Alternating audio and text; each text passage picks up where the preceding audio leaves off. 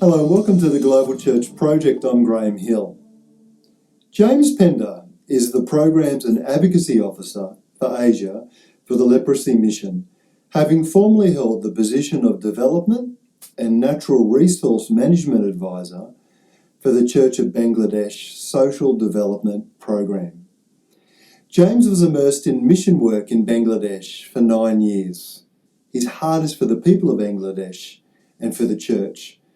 James says leprosy is a disease of poverty, and there is widespread poverty across Bangladesh, with more than half of the population living on less than $1 a day. Leprosy breeds in squalid conditions, and there is a rising number of new cases in Bangladesh. If left untreated, the disease causes nerve damage, which leads to disability. I've met leprosy-affected people in Bangladesh that have attempted suicide as they have felt so dejected by not only facing the stigma that still surrounds leprosy, but the desperate situation of not being able to work and feed their families. The Leprosy Mission is an international Christian development organisation that diagnoses, treats and offers specialist care, including reconstructive surgery, to leprosy patients.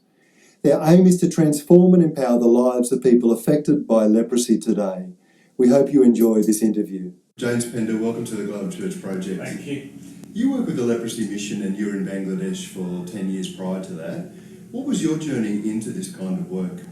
Yeah, ever since a child, really, I promised God that I would serve Him full-time when I grew up. And although I realised that service can mean different things, on the other hand, I think God still kind of held me to that promise. And I was inspired by some of the early missionaries, and so after studying my degree in environmental studies initially, I went as a volunteer to work in a project in a national park in Ghana, and that gave me a taste for development work overseas. And following that, I ended up being a mission partner, and then I went to Bangladesh for 10 years where I was working with the Church of Bangladesh development program. How did you move into the leprosy mission work as well? Well, things had come to a natural end with the Church of Bangladesh, and I was looking to move back to the UK for a time. And I was praying and applying to different people, and the door opened up with the Leprosy Mission.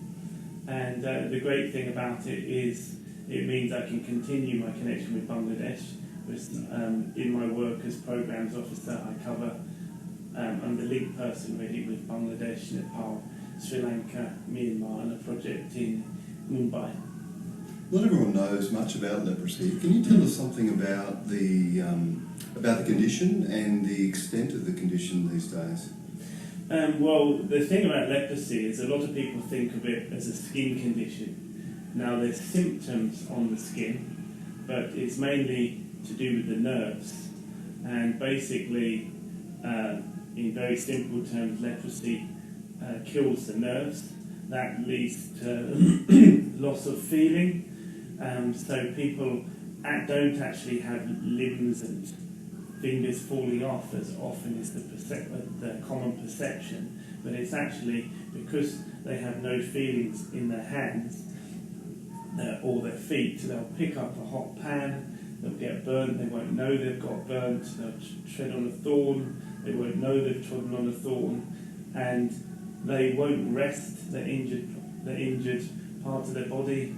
They won't necessarily treat it, then it gets infected, and from the infection then that can lead to limbs being lost, because they might need to be amputated due to the secondary infection being quite severe. And also with the nerves being damaged, it can also mean that the messages to the muscles aren't being sent, that can lead to fingers not being used, slight shortening, can lead to affecting the eye not shutting. So it's not actually as infectious as people think. It's actually quite hard to catch. You need long-term exposure to somebody else with leprosy to actually catch.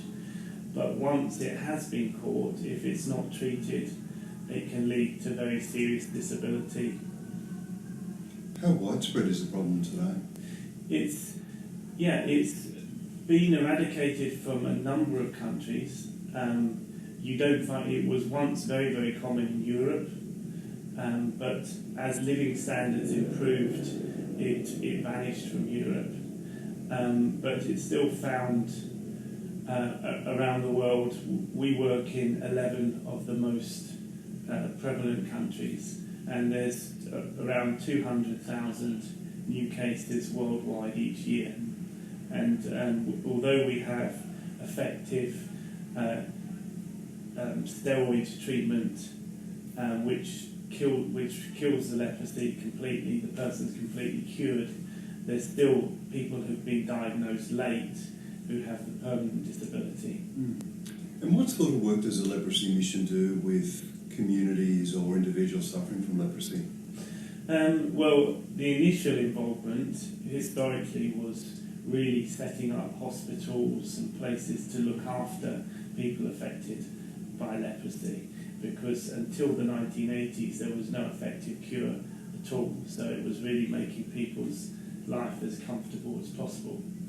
But since we've had multi-drug therapy, since that time we can treat leprosy, so then attention has turned, I think, more holistically to the wider needs of people affected by leprosy. So now, as well as our medical treatment, we're also looking to support people's livelihoods. We're looking at water and sanitation. We're looking at supporting people's rights and helping people to overturn legislation which is discriminatory, which still exists in a lot of countries dating back to the time of the British Empire, really. What are the ways in which Christians in the West or in parts of the world where leprosy isn't as prevalent, how can they be involved in the mission of the leprosy mission? People can be involved in a number of ways. Traditionally, countries in the north have supported financially much of the work of the leprosy mission around the world. So that's still very important. Most of the money for our work comes from people, church members, many of them quite elderly, just giving a little bit of their money. So it's lots and lots of people giving a little, and often quite sacrificially. So that is important still, and also the supporters that we have are very, very committed to praying for our work, and that's very important. In terms of other ways to get involved, we sometimes have people who volunteer. Some of that volunteering is speaking in churches in England and Wales, where I work, and also there's also opportunities for people to go out for internships or to share skills or volunteer. How has God been impacting your life as you've been involved in this kind of work? Yeah, I think in terms of my passion, it's always been really for the poor. And I think when you're working in development, you've got a keen interest in really helping those who are the most poor, the most marginalised. And really, when you're working with leprosy, you don't find people who are less marginalised, really.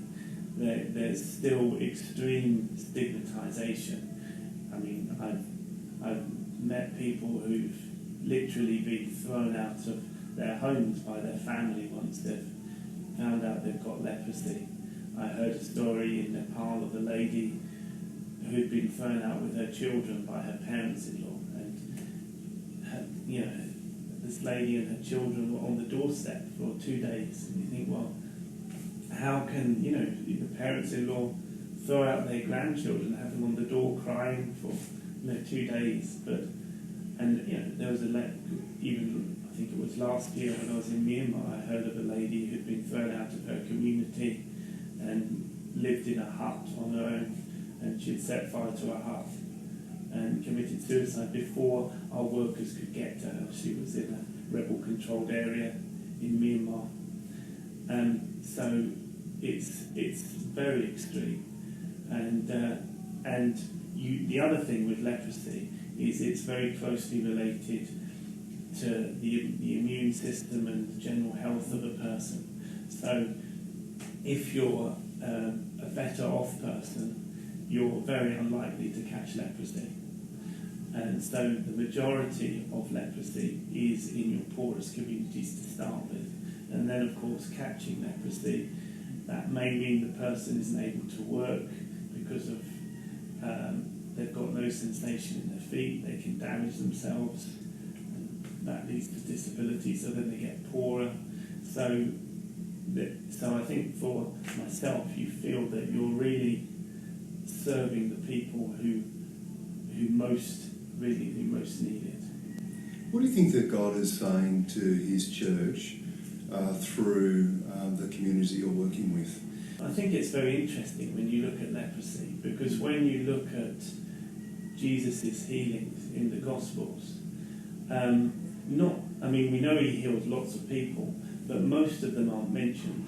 And we know that when something is mentioned in the Gospel, it's often singled out for a reason. And if you look at, I did a little exercise, I think last week before coming here, and I was totting up, the number of times leprosy had been mentioned, and there was about 7 healings to do with leprosy.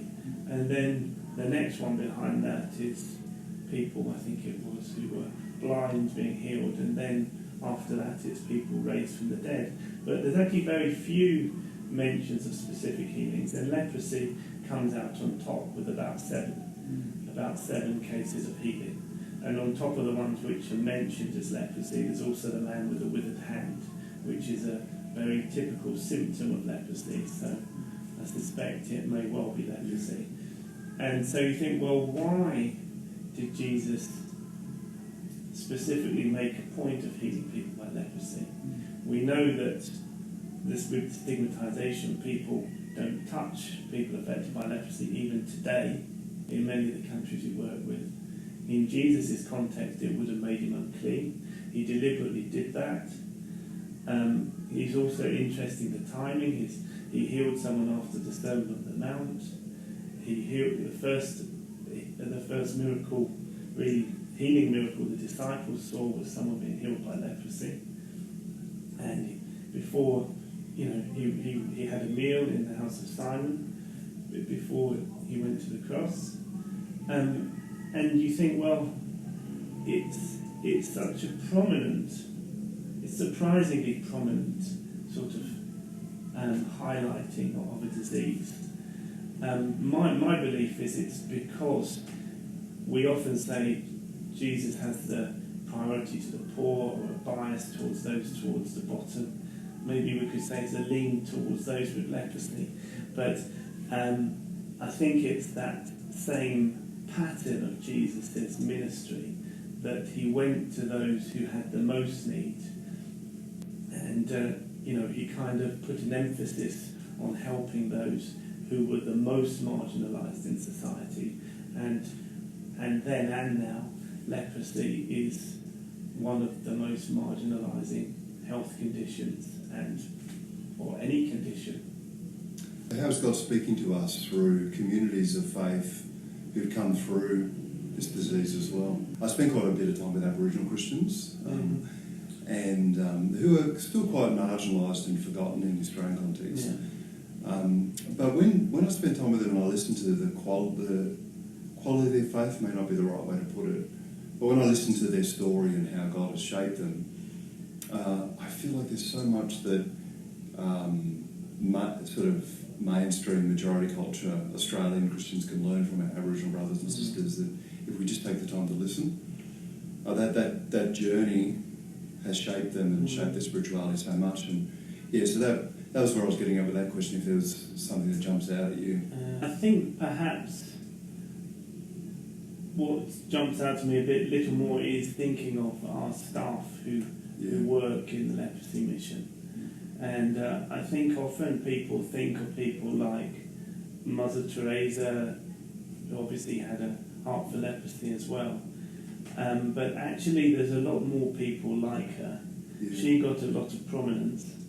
But when you think of some of the nurses who treat, horrendous ulcers, and do it with a smile and a care for people and a love for people day in, day out.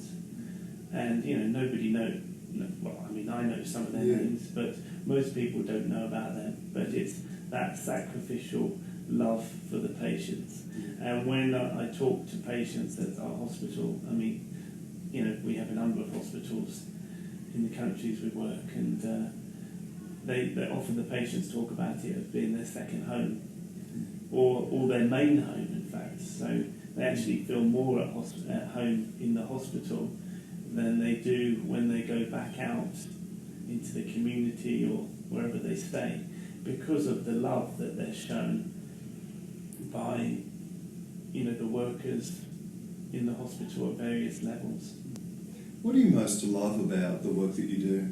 I guess it's making a difference to people's lives, and you see people who are in a total hopeless state.